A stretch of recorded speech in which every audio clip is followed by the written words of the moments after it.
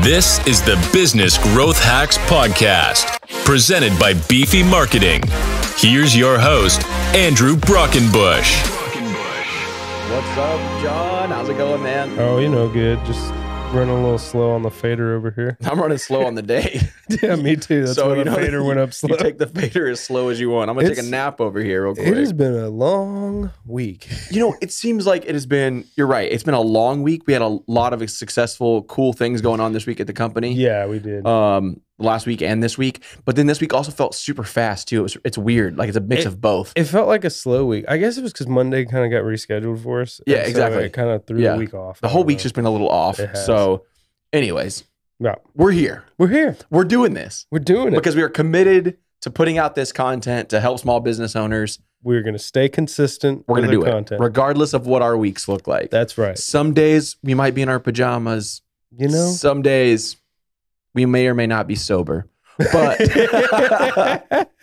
we are here to do this. We're here to get it done. Today we are talking about the importance of your website. We're talking about how to get the most out of it. But before I do that, we got to cut this thing off with an icebreaker. John, what piece of advice would you give to college students out there who will want to become an entrepreneur? You don't know it all yet. You are learning. Great advice. That I wish I could tell myself that 15 years ago. I think we were both know-it-alls. Oh, yeah. And so for those of you that don't know this, and we might have talked a little bit about this before, but me and John go way back. Yep. We used to go fishing after school. That's where it all started. We used to grab hamburgers down at this restaurant in town called The Hill. Yeah. I miss the pie. It's gone. It's gone now. The burgers were so good too, man. We need another good burger joint in town. Right. That's what we should do as our next venture right there. There we go. Burger joint. And so we go way back. We moved to Tomball, which is where our offices are located now. And we opened our first ever business, which was a recording studio. Yep. And John was a roommate. We had converted a little house in Tomball into a recording studio. And it's awesome. He lived in the dining room. I lived in the other dining room. Yeah. I think. I don't know what I think that was called a formal sitting room. Formal sitting. I slept or in a day room. It was maybe? so weird. It was those kind of weird doors. What are those things called that kind of close like a accordion? Maybe accordion doors? I don't know. That's what they're called. Yeah. So odd. I think you had a curtain as a wall. I did. I did not only had one door. Yeah. And the back door I think was in your bedroom. Right. Yes. It was the side back yard. It was our backyard. Yeah, it was our backyard. That's where we used to grill bratwurst. Long story short, we go pretty far back, and so I don't know where I was going with that because we got on a rabbit trail. We got into a the being stubborn. There you go. Thinking we know it all. Yeah. We used to butt heads a little bit. Yeah, because we were both pretty prideful. Mm-hmm. We both were confident. Yes. I think that's a good word. I think confidence is the nicest way to say it. We were definitely both confident. And for a while, honestly, for a while after we kind of moved out and went our separate ways, we didn't talk for a long time. Not really. Not because we didn't hate each other or anything. It was just kind of more busyness. Busyness, life. Honestly, I was on the road a lot as a touring musician. Yeah, and I started working for Apple, and it was just all kind of stuff going on in life. And so I think I left probably for about a month. Yeah. I think, yeah. Yeah, even while you were living there. So I think that's great advice. Mm-hmm. One of our biggest friends and mentors, Joey. Oh, yeah.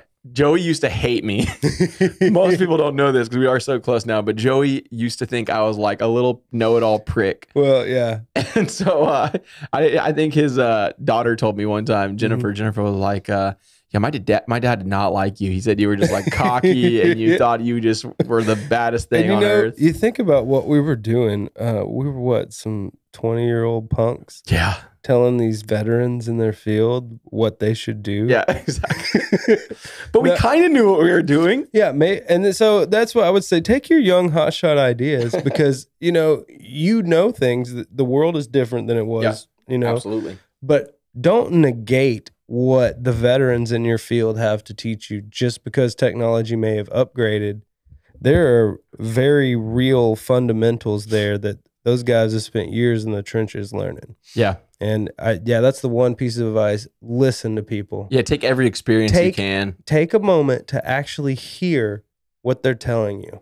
Yeah, I agree, man. I 100%. I think that if I could go back in time and kind of start it all over again, or even just give the advice to someone in my shoes, it would be like, don't be afraid to collaborate. Don't be afraid to learn. Right. Don't be afraid to not be the smartest person in the room. Right. Because if you just take a the second to have some humility, man, you'll be surprised how much you can learn. How much further you'll go, rather than trying to just push yourself into being this thing. Exactly. You actually are this thing. Yeah. So many people, especially now in today's culture, is like this fake it, until you make it. You make it. And I guess it works on some level. Yeah, on some level. But I think people can see through some of that bullshit too. Oh, yeah. It's like, they can tell that's not your jet. You're faking it. Oh, that picture in that jet. Oh, great. You went down to Hooks Airport and you just asked the guy. Anybody can be Instagram rich, right? Exactly. Yeah. And so I think that just take the time to learn. Yes. Take the time to, build relationships with people who are doing what you want to do or where you see yourself going. Right. And don't look at everyone as competition in that. Oh, yes. Because the arrogance that's competition for me. Oh, you might be better than me. Yeah. But what I've learned now is, and I freelanced for years, and now us working together, we've done more in the last few months than I did in 8-10 years freelancing. Same. Yeah. I could not accomplish what I've accomplished without the people that you and Kara and John and surround yourself with people that are like-minded and headed towards similar vision. Yeah. Absolutely. So that is the advice we have. So college students out there or parents who have college kids or high school kids at home. Yep. Tell your kids to just go make relationships with the people that they aspire to be like. Right. Well, first things first, not everyone is who you think they are. You might find out quickly that's not what you want to be like. And you might have some character building lessons that, kind of just, I guess, kind of shape where you're headed. And you might not realize that a certain career path you went down, like, obviously I have a degree in music production and I thought I was going to run this recording studio forever. I thought I was going to be a famous musician. You're going to be a famous guitar player and singer. And here we are. We have a podcast that, all 50 people listen to, or how many ever it is, but we are passionate about what we do. We love every one of you that are listening to our show. But, the truth of the matter is, I think it's all about just building relationships and having some humility. Definitely. So, that's a good life and professional lesson right there. There it is. John bringing in the wisdom. Woo. Today, we are talking about the importance of how to get the most out of your website and why your website's so important.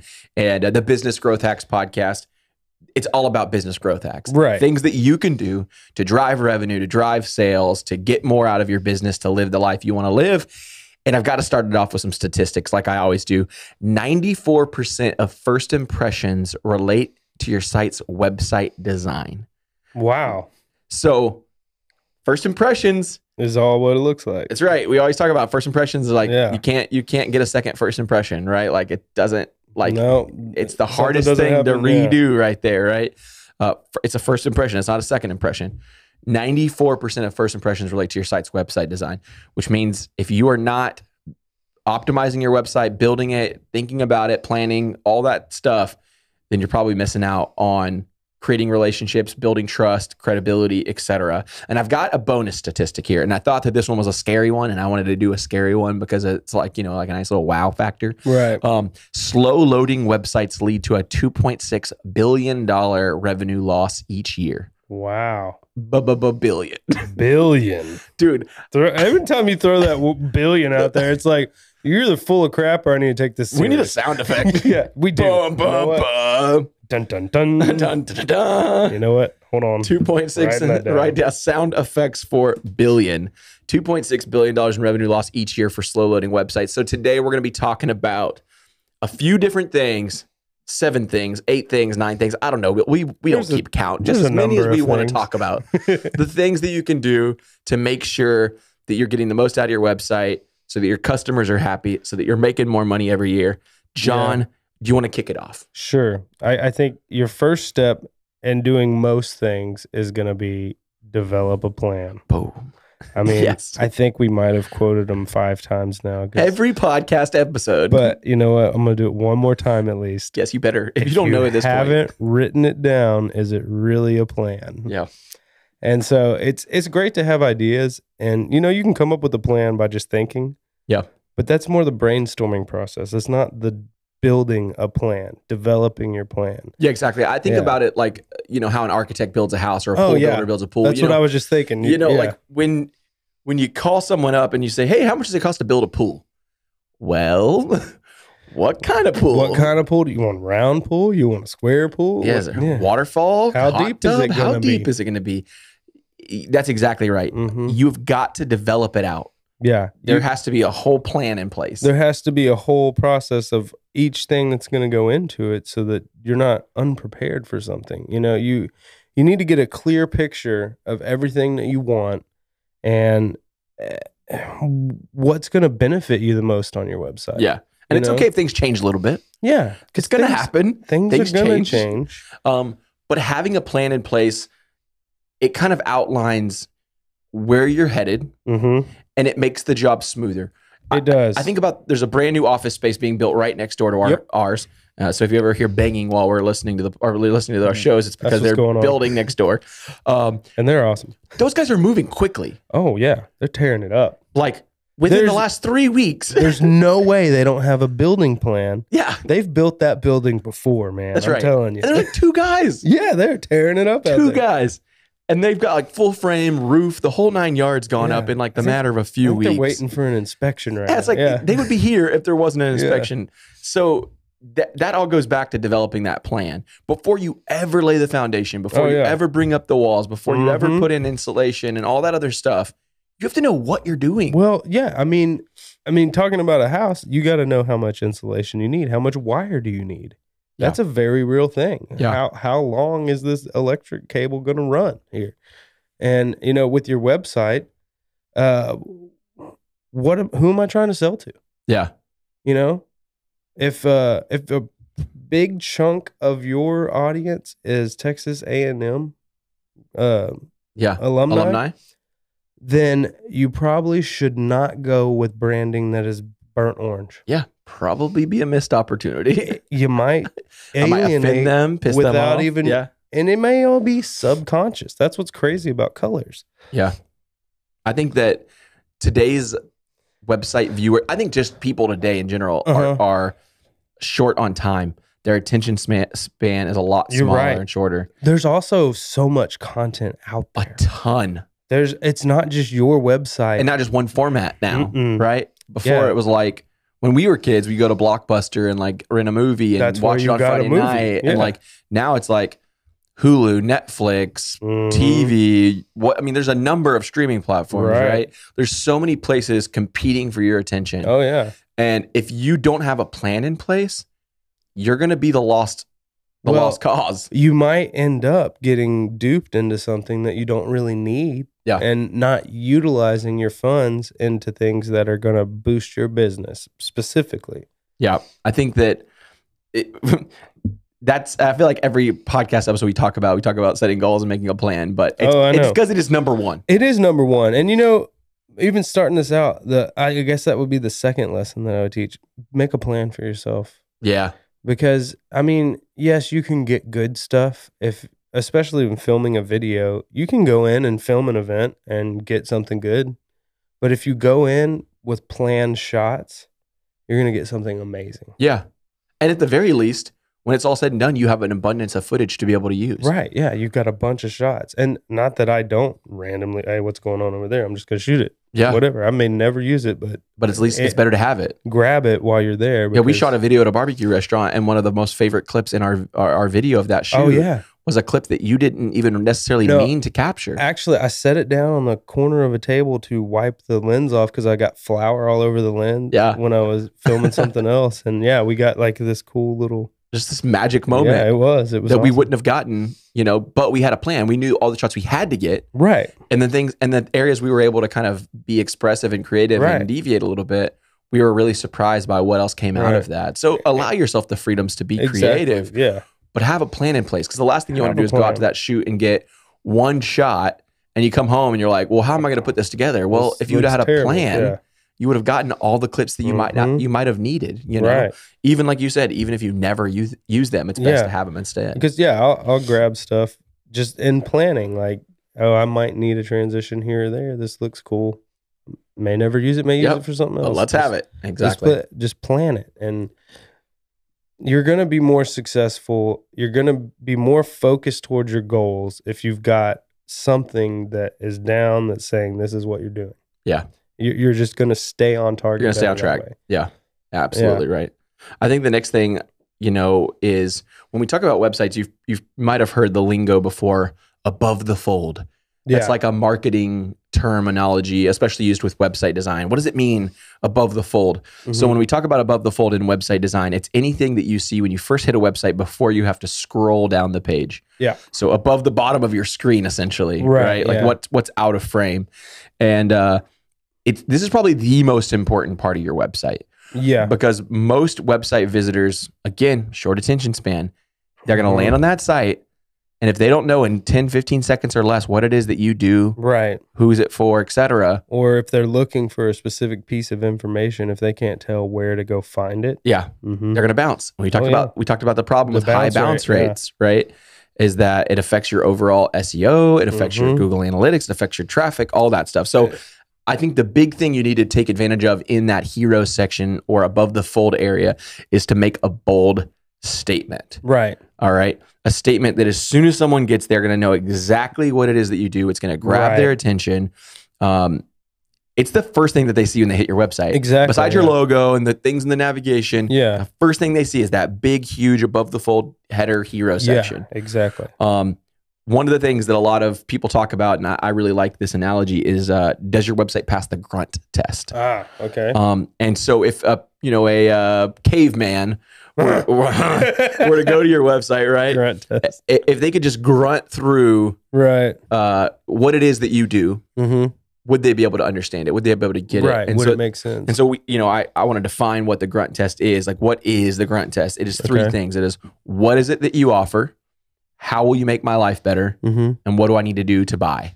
Oh, wow. All right. So what is Beefy's team of marketing experts design, manage, and build your website all for one low monthly fee? What is it that you offer? We manage websites. We design it, build it, manage it, right? How will you make my life better? I might have a secondary statement that says to keep business built, focus on your business, not your website. Not your website, yeah. Okay, so now I know, focus on my business. I don't have to worry about managing this website. And lastly, what do I need to buy? There's gonna be a big call to action button right underneath it that says, get started, buy now, or sign up, or schedule a demo, schedule a call. Right. So I think that is gonna be the big thing, right? Is making sure that it passes that grunt test. Make sure it has those three critical things to answer those questions. Yeah. So that someone knows right away, is this the place I wanted to be? Right. Should I work with these guys in the first place? Yeah. Is this the company I was looking for? Is this even the product that I'm looking for? I think that one leads us right into the next one, which I think you have a lot to add on this one. Yeah. So, I was actually about to say that too, though. But then, so you're going to set up what it looks like. You're going to define that. You're going to try to capture their attention with some kind of graphic image. And then you're going to explain to them how you can help them. Yep. And then that call to action. What are you trying to get them to do? Exactly. Your website should contain a free offer or something that gets people to click on something. The word free is so powerful. Absolutely. It really is. And I don't even know if I should say this here, but I often tell my kids the word free is attached to a marketing campaign every single time. Yeah.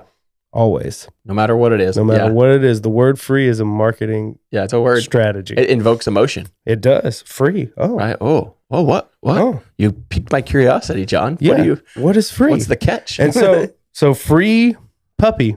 Yeah. Maybe not that one, but I'll take a free puppy. Free website review. It's going to get someone, it's a call to action, because ultimately, do you want someone to come to your website and read the entire thing and sit there on it and say, oh, wow, that's cool? Yeah. I think I talked a little bit about the story about Apple.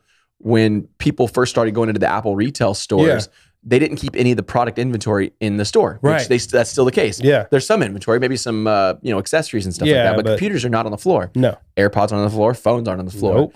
And so there was a lot of people in the first early days of the Apple retail store that were leaving the store, and they interviewed them when they came out and said, hey, why is it that you didn't buy? Why didn't you buy a computer? Why didn't you buy a phone? Why didn't you buy, et cetera? Yeah. And they said, well, no one ever asked me to. Early days of Apple, I kind of remember that. You kind of walked in and wandered around, and then because nobody knew that kind of concept. And you were like, I guess they don't have any computers in here, really? Really, even still to this day, most retail stores, you walk in, grab the thing you want, take it to the cash register and purchase it. Get out, yeah. Apple is one of the few stores that That's not how the process works. Right. It's a demo model. It's a discovery process. Right. It's getting to get a hands-on test drive. Right. And then it is the salesperson's job. Right. To create that. AKA in 2021, it's your website's job. Yeah. Your website to ask for the sale. Mm-hmm. And without a call to action, where are they going to click? They're leaving. They're going to. They're like, well, it sounded like you had something really good to offer, but right. I didn't know how to get started with it. I wasn't sure what to do, I didn't know so what to I do. did nothing. That's right. Mm-hmm. And then I love that you talked about, other free items, things like ebooks, webinars, case studies, downloadables, templates that we create for people, things like that, checklists, worksheets, blah, blah, blah, blah, blah. The list goes on. Right. Those things are so important because those things kind of are that moment of reciprocity, right? Like, I want to get your email address so that I can tell you a little bit more about what I do as a company. Right. But in order for you to give me your email address, you expect something in return. Right. Like one of those free items, right? I'm not just giving it out, right? Like I want something for it. Mm-hmm. And so the importance of that too is that there's kind of two people. We talked about this, I think, on one of our last episodes. There's kind of two people that go to your website, people who are kind of in discovery mode and people who are in the bottom of the funnel, they're ready. They know what they want. Yeah. So we need to address both of those people. You do. On our website, we need to have that sign up now button for somebody to buy my somebody website who's product. ready. All right. That's where I do it. But I also need to offer something like a free website audit for someone who's like, well, do I need a website? Right. How's my current website doing? Where does it stand? How's it performing? You've got different calls to action for specific purposes. That's right. Different stages of the customer journey. They're very clear too. Very clear. Free this. Yeah. Click here to buy. You talked earlier about the fact that like we need to keep it stupid simple, the whole KISS principle. Absolutely. Because I think you should share a little bit, but like those Instagram contests, why don't you talk about that? So you don't want complex calls to action. Yeah. You don't want to have 23 steps in this process. Like I've seen contests before where it's like this photo, comment on it, share this post with someone, and then man. Need some water. Get some water, brother. Yep. I knew that was about to happen. All right, so you don't want a complex call to action. You don't want like this, share this, comment on this, and then you're entered to the contest to win a chance for an email something, Yeah. It's too many levels. Yeah. You want to have within one or two actions, they're done. You're doing it. That's right. Yeah. Like, share, share your photo at Business Growth Hacks, hashtag Business Growth Hacks. Share this photo here. That's it. You're done. Yeah. And it's a very clear call that has a very clear result as well. And they know, hey, I shared my photo. Now I'm entered. I've already done that. Yeah. I'm good. And this kind of brings up another big point, which is to not focus on too many things. And I'm going ahead a little bit of our kind of outline here today, but I think that these go really like hand in hand.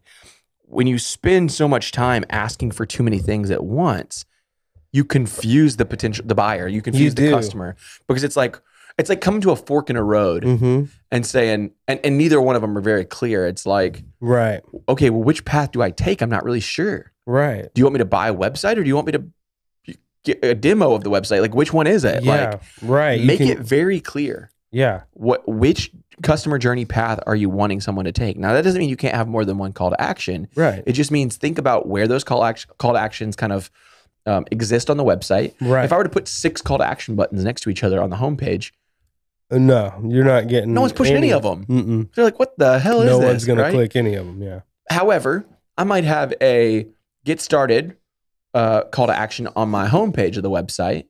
And then I might have a download the free ebook on, say, the blog post page. Right. Right. Different call to actions might live and exist in different places on the website. So I think it's really important that we're careful to focus on not trying to ask too much up front. Right. Yeah. Keep it simple. You don't want too complex call to actions. You don't want too many of them. You want to keep your calls to actions very specific. Yeah. And even in that complicated layering, they're trying to achieve something in their social media numbers, most likely. Yeah. More comments, more likes, something like that. Yeah, it's like it's a good thought. And maybe they'll hit those, but is that also in those vanity metrics that we've talked about in the past, Yeah. So yes, you can make people click something that says free, but I think we're going to talk about it in a minute, but make sure your content, what is free is worth getting. That's right. That's exactly right. Yeah. I think it's important to stick to one goal for every page. When I build out a wireframe or a sitemap with a client and we kind of brainstorm what each page on the website should have, I always think about the fact that, okay, the About Us page should lead into the services page, and then the services page should lead into the pricing page. Because you want to keep people on your site. You're keeping that bounce rate down. Bounce rate down, click-through rate high, right? I want them moving through the stages that just like if in a sales, like a in-person sales experience, I'll kind of take you through this like journey. My presentation, right? Honestly, think of your website like that. It is sort of your presentation of why you should use me as a company or person or whatever the product is that you're selling, even if it's yourself. And when we're talking about like free downloads and things like that, I think it's even, when we're talking about not focusing on too many things, even think about the form fields that you're requiring of something. Right. Sometimes I'll see people like, download this ebook, give me your name, the company you work for, your phone number, your email address, your date of birth, what kind of things are you interested in talking about? It's like, dude, I'm just trying to get this ebook. I just want this thing. I really, honestly, I'm not giving. Don't even want to. I hardly want to give you my email. Right. And now you're asking me for all this other crap. Right. Yeah. Like, no. I'll hit back. I'm just like, you know what? Nah, no thanks. Yeah. Somebody else probably offers this thing for free too. I'm gonna go get it somewhere I don't require as much information. And I would also say if a call to action annoys you personally, I wouldn't put it on your website. That's right. Yeah. So I'd say when you're doing something like free downloads, it's best to ask maybe for a name and email address only. Right. Sometimes you can get away with just the email, but I think it's nice to have a name because it allows for some personalization. Right. But the fewer hoops that people have to jump through, the more likely it is that they're going to become a qualified lead. For that free download, you're going to probably want less than 5 boxes in your form. Yeah. For sure. And I would even argue 2 is probably the max, depending on what you're giving away. For sure. If you're giving away like a 5-page novel, you can probably get away with asking a little more. Because what you're offering is worth what they're willing to give up for it. That's a good point. And if you think about it like economy, things are only worth what someone's willing to pay for them. Yeah. And so the word free, although powerful, is only worth what you're willing to give away. Yeah. Well, it's like I'm glad you brought that up. It's a good point. When you think about like you go to the mall and there's one of those cars in the middle of the aisle and you have to fill out that little piece of paper to enter the raffle. Yeah. They can get away with asking for a little bit more info from you because they're giving away a car. There's a car on there. The perceived value or the real value of that item is way more worth it. Right. Versus an ebook that 30 companies might offer the same kind of content. Right. And some of them might not even have it gated behind an email subscription. Yeah. And so make sure the reciprocity is fair. Right. Because, honestly, I feel gypped in that situation and I'm less inclined to use that company for something else in the future because, man, their free thing really was kind of it wasn't really it wasn't worth my time. Remember, your website is your best sales guy. Absolutely. And I think when we think about that, you asked the question, I think you posed the question earlier when we were planning this, but should your website make sales? Yeah. Yeah. I think the answer is yes. Absolutely. Especially if you're selling something. Yeah. I mean, think of it as like, we talked about this in one of our previous episodes, but it's the brick and mortar of it's the same. It's the new brick and mortar, especially in COVID, man, because people don't want to go out. They want to shop online instead. Yeah. There is a market for that now. That's right. I mean, think about even just the way people, Amazon shopping and Uber Eats and things like that. Yeah. Like I love that thing. we're so willing to buy everything online now. Yeah. Like grocery pickup. Yeah. Like it's different. So you need to think about your site as more than just a pamphlet or a brochure. I always hear so many times in my career of doing this for nearly 10 years, people come to me and build a website and they're like, oh, it's just basically an online brochure. And it's like, well, dude, you are thinking about this all wrong. Like, because it is way more powerful than a brochure. I would say having something up there is probably better than nothing. Sure. Yeah. But having the right something. Yeah, exactly. Is the best. Because a brochure is static. Yeah. It doesn't do anything for you. Well, you print it and you give them away till they're gone. That's right. And I don't know how many times I've gotten a brochure from a company that, oh, well, we don't make those anymore, or we don't do this anymore, or ignore this page. Don't do that. I whited out this section. Ignore this page of the brochure. Yeah, I hate that. Ignore the whole page. Well, then why did we even print it? Then why even give it out? Yeah. Your website evolves. Your website can contain other things that will allow for engagement. For example, live chat, chat bots. There's a lot of things that can actually create blogs with comments. Like there's a lot of ways that the website becomes this interactive tool. Yes. It is a 24/7 brick and mortar version of your business that people can use while you're sleeping. Oh yeah. To get you sales. And that's amazing because you can literally be asleep and making money. Yeah. And back in the day, that was not possible. No. Imagine if like our like forefathers and grandparents, all these people, goodness, if they would have had access to the technology and tools that we had, they would be like revolutionary. I think we'd see some companies that were still around that I agree. Gone away. I totally agree because they could have, and and proof is in the pudding, right? Yeah. The companies that didn't understand the importance of the website boom. Yeah. Those were the companies that aren't around anymore. They didn't take it. They didn't listen to it. Right. The same people that said social media, blah, blah, blah. They're the same ones now who are like scraping to figure it out. Well, how do we do this post on Facebook? Oh, you're like 4 softwares behind. It's like, dude, when all this was like right at the cutting edge, you should have been trying to figure it out. Yeah. Now I'm not saying you shouldn't do it now. Yeah, now but you're playing catch up. It's not a bad thing to do now, but yes, you're coming up from the back of the race. Content is king. I hate that quote and I love it. I do too. Because it's like it's so overused. It really is. Every time I hear it, I'm like blah blah blah. Content is king. Ooh. But it's true. But we'll take our advice from the beginning of the episode and actually listen to what we're saying. Yeah. Content isn't king. Content is in charge. Yeah. What does that mean? Content is pushing. I mean, we talked about it a minute ago. Depending on what that free thing is, what does it consist of? Yeah. If it's something that I really want information on, then you're getting my email address. Yeah, exactly. Hey, you can have my name, phone number, you want credit card? Whatever you need, exactly. And then that does so much for your business, right? Because now someone who I might not have ever had a conversation with before is coming to me as the expert. I read your blog and I really liked what you said. That's right. Or I downloaded your free ebook and man, it really got me thinking. And so I wanted to ask you this. And then that's just natural. It's almost like, you know how when you're buying a car and you get to that point where the other salesman comes over and you're like, oh man, here it comes. Here it is. So your website's kind of like the first salesman that you walk into and you are the follow-up. You know, you're the closer. That's right. But you gotta get people on the hook to close sales. And your content really can be, I think about the fact that like the modern like sales process has changed a little bit. We've talked about this before, but like back in the day, we really depended on salespeople to give us all the answers. Right. And then once we were informed by the sales guy, we even used the sales guy to finish the process because we didn't know for sure what we needed to do. Like what next, what now? The website can do all of that. Right. It can educate. It can inform.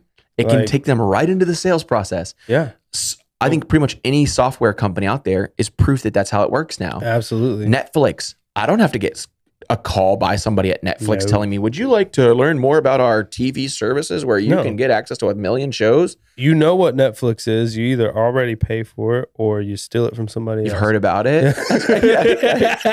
You're not wrong. To all those using my Netflix account, Netflix is watching. And that was probably always watching. This is probably the hardest part of us moving out originally a few years ago. Is figuring out who's going to pay for Netflix.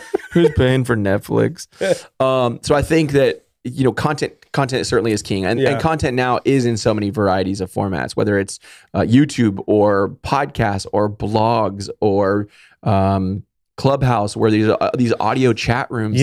People are consuming content more than ever. It's how it's informing their decisions. Different forms too. And so content is king, but knowing your audience has got to be queen. I think that the right content for the right people. What platform is your target audience in? That's where you need to go. Yeah, because they're not coming to your website to look at how pretty it is. No, they came to your website to see what you can do for them, how you can help them, how you can be a resource. Something somewhere. That's right. So they're coming to see what it is, what it's about. That's right. And so I think it's the same thing with any other piece of content. Again, like this podcast. If we didn't think about what our people needed and what they cared about, what they focused on, then no one's going to come back. We're definitely only going to have one. We're only going to have one fan, right? My mom. Hey, hey, Miss Roberta. So I think that it's important to note that content is still king. It is. Oh yeah, I would say so. Even if you don't like that phrase. Even if you don't like the phrase, it's is. true. I mean, yeah. It's really what's going to drive. You can either be the person in that seat, yes, or not. Right. Right? Either you or your competition are going to say, you know what? They're right. Competition is king. Yeah. Or excuse me, competition is not king. Content is king. And once you start to have a realization that that is a true statement, right? And you say, okay, we're going to create a podcast, or we're going to write a blog, or we're going to actually invest the time, money, resources into creating this. Right. I promise you, I could almost put a guarantee on the fact that it will create ROI for you. Oh, absolutely. Beefy does 2 podcasts, Business Growth Hacks and The Beef. The Beef podcast has already given us new clients. Yes. Business Growth Hacks podcast, I'd imagine it will do the same. Yep. Even the podcast that we do for external clients, like Team Never Quit, has brought us clients. Yep. Because people see us as experts. They see us as people who are providing resources and value to our community. Right. And so they build trust with you. Right. And that's why content is king, is it adds the personal side of your business that doesn't exist. It does. It is the what. And anything, you're answering who, what, why, when, and where, right?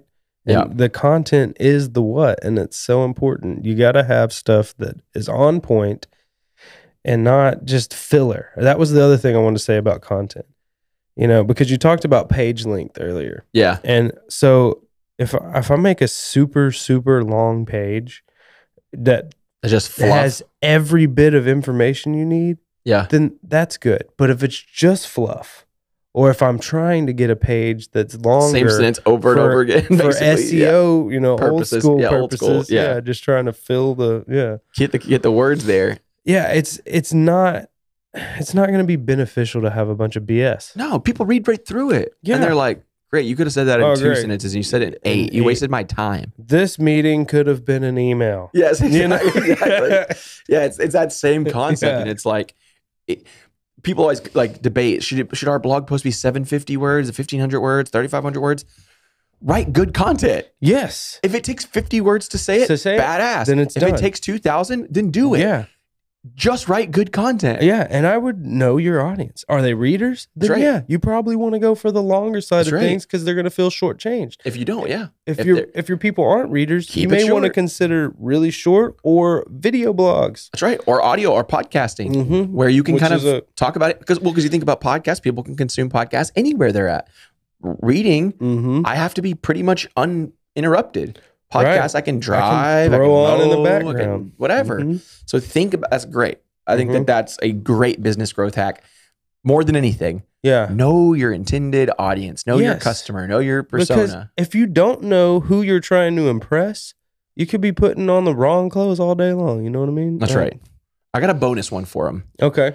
I think that this is a silly one, but I think it's really important, and that is choose your photos wisely. Oh. There's dude. I hate going to a website and there's like the most cheesy. Have you ever gone and seen iStock photo on? Yeah, exactly. Oh yeah, we're like still where they on the didn't photo. Pay for it yet. Shutterstock's across the person's face. Exactly. Yeah, that's the worst. I think that there's a variety of reasons why picking your images is so important. You don't want to set improper expectations. Like oh, look at how badass my office is. That's not your office. Yeah. You actually work from home and you showed this really sweet 13th floor building. Like what? And something with an office. I mean, people can go to it. So don't lie about that. Don't lie. Exactly. And then same thing with faces. You brought up that office episode. Oh, yes. So we were talking about using stock photos. And there was an episode of The Office where they were looking through a catalog and the manager, Michael, falls in love with some girl he sees in the catalog. So they spend most of the episode trying to hunt this girl down, and they end up finding out she's actually already deceased. But so sad. Yeah, it's sad and hilarious because they drink whiskey at her grave and sing Miss American Pie. Oh my God! But anyway, but it just goes to show. It goes to show you that if you have a model and it's a representative of your business, someone may come in looking for that model, and when they don't find them, they may feel shortchanged. That's right. They may not. Yeah, I think it depends on what it is. I think for somebody who's selling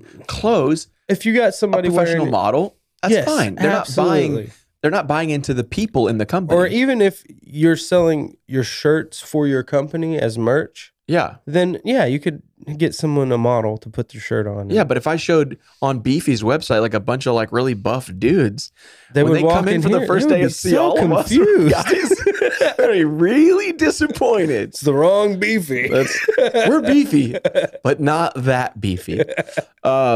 It's really important that people choose the photos wisely. You don't want to misrepresent yourself. You want to make sure that you're being authentic. Yeah, you don't want to use a stock image as a representation for your brand. That's something I think where you're going to want to hire a photographer and a model. Yeah, exactly. Mm-hmm. And don't be afraid to spend a little bit of money on hiring a photographer, even to take photos of what you really are. Just capitalize. It's better to be true than not. Yeah, just capitalize on what you are doing and making sure you're getting the most out of everything. That's gonna make your business better. I think my bullet point that I'd written earlier and I deleted it, but I think it's still it's important is be more human.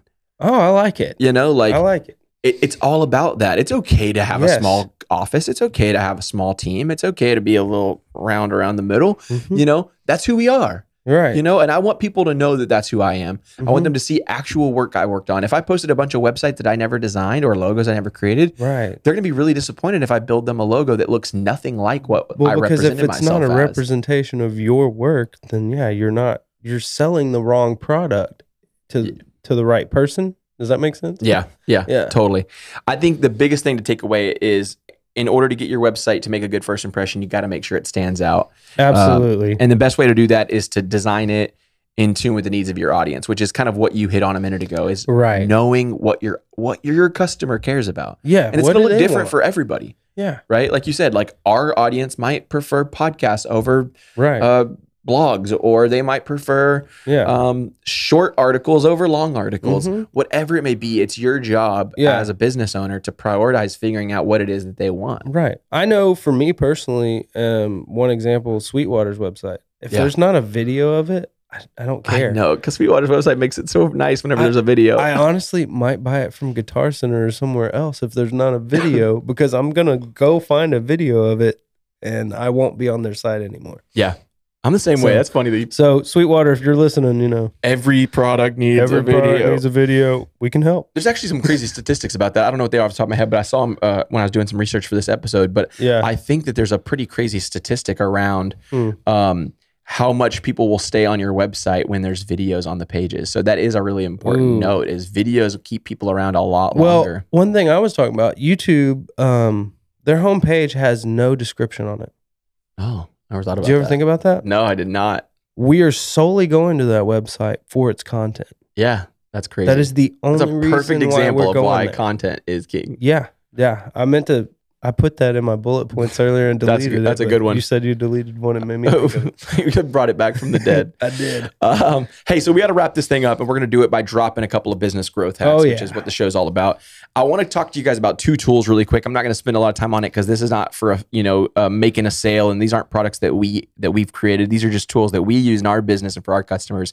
Hot Glue is a wireframing tool. Yep.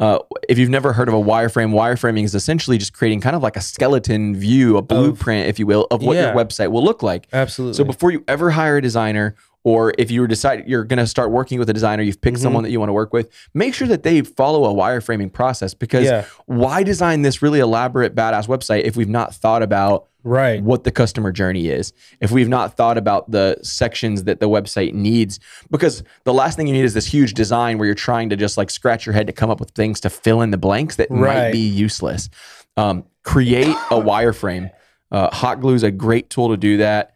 If you've already got a website, and you're looking to just improve it, make it better, my other favorite tool is Hotjar. Okay. If you've never heard of Hotjar, John, I have not. You've probably heard of like heat maps before, right? Like how it'll visualize user behavior. So if you've never heard of a heat map, basically it's kind of like a visual representation of your website's performance. So, Google Analytics might tell you how many people visited your website and blah, blah, blah, blah, blah. Heat maps actually show you like, hey, your visitors actually spent a lot of time on just the top part of your website, or maybe their mouse clicked a lot on this section of your website that there was no button. Wow. Right. So it gives you all this data so that you can go, oh crap, there should probably be a button there. Right there because my they're trying to customers click think it. that there's a button, but there's not. You know? All right. So the old school way of getting that information was someone called you and told you that. And then, exactly. And then you did it. Wow. Okay. But now most people just bounce. Yeah. And most honestly, people just leave. How long would it be on your website like that before you got a phone call from a concerned, most likely a friend? Yeah. Yeah. The other thing that Hotjar does too that I think is really cool, and this is I hate to say this, but it feels a little Big Brother-ish, but it's not. Yeah. But Hotjar actually allows you to record user sessions. I got you. When some people say record, they get freaked out that I might be recording everything that my visitor's doing on their computer, and that's not true. All we're doing is recording their session on our website. Right. And what's so cool about that is I'll see if I've got Hot Glue installed into my website. Sorry, not Hot Glue, Hotjar. Hot Glue, Hotjar. All the hots. Hot. When you have it installed, it will actually allow you to see all the different sessions that have been on your website. And when I say session, I mean someone who's visited your website. Right. And it's actually a video you can play back and you can watch their mouse click on the about page. You can see it click over to the contact page. So in real time, scrolling, you can see, what they're reading, what they did, what they're bouncing from. And that's exactly right. Yeah. You can see where are the pitfalls in your website. Yeah. Oh man. Everybody was trying to click this area of my website that there wasn't anything. So I was able to put something over there. So many people went to my website and scrolled really quickly past this section. Okay, well then I need to put something better in that section that catches their attention because that didn't do it. So those are my business growth hacks today. All the other things we talked about, super important. If you're looking to have a website that is going to make you successful, that's going to drive revenue, then follow those things. But if you're looking to just take it up a next level, when you're building a website, make sure you use a wireframing tool like Hot Glue and dive into your analytics, know what your customers are wanting, and you can do that with a tool like Hotjar. I hope today's episode was helpful. If you guys want us to help you out with your website, you can hit us up. Or if you'd like, use our website grader. You can visit beefymarketing.com. We've got a cool website grader tool that'll actually tell you how the website is performing, doing. And we're happy, even if you don't buy a website from us, we're always happy to have a conversation with you about how you can grow your business. We will see you guys next week. Thank you for listening to another episode of the Business Growth Hacks Podcast. Be sure to subscribe wherever you get your podcasts so you never miss an episode. To get more marketing tips and tricks, follow Beefy Marketing on Facebook, Instagram, and YouTube at Beefy Marketing. And to take your business to the next level, check out our website at www.beefymarketing.com.